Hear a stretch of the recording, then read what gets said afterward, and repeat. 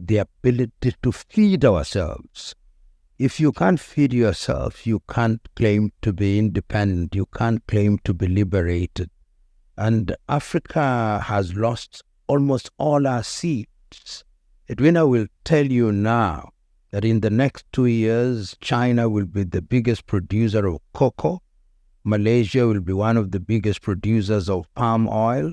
She'll tell you that we are importing chicken from Brazil, chicken feed from Brazil. She'll tell you that we are importing rice from Pakistan. She'll tell you that if you look at the largest seed companies in the world, 20 of them, there is not even a single African. I was younger, and Edwina will remember this. Your grandmother or your mother had a place above the fireplace where choice seeds would be placed there, and they would be replanted and replanted. And in that way, it was also passed on to us that food is medicine.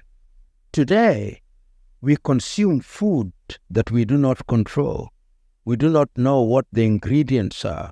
And when I hear Edwina talking about seeding Africa, it is reclaiming a territory that we have lost.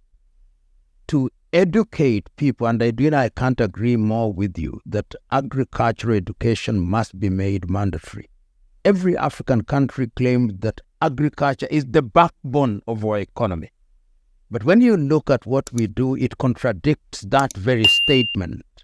So going forward, I can't agree more that we have a duty to educate African governments, to educate Africans at all levels, to ensure that indeed we go back to the basics and rediscover the things that we long lost. And seeding Africa is our beachhead in that regard.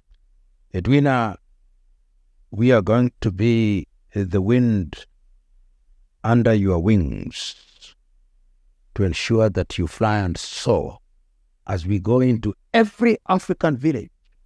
The beauty is that we are already in a number of African countries, and as we move across the continent of Africa, we are going to tell them what maize, to ask them, what maize are you consuming? What cassava are you consuming? What yams are you consuming? What avocados are you consuming? What teff are you consuming? Because even teff from Ethiopia, I'm told they are now beginning to grow teff in the United States of America.